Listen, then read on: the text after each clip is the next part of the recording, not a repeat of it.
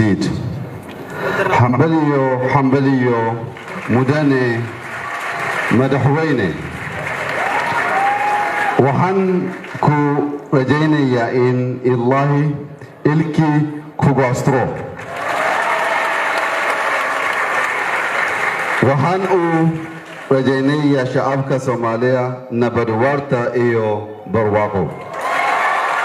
President Hassan Sheikh Mahmoud, honorable speakers of the lower and upper houses of Somalia, Your Excellencies, heads of state and government, distinguished members of the Somalia Parliament, ambassadors, and heads of diplomatic mission, distinguished guests and ladies and gentlemen.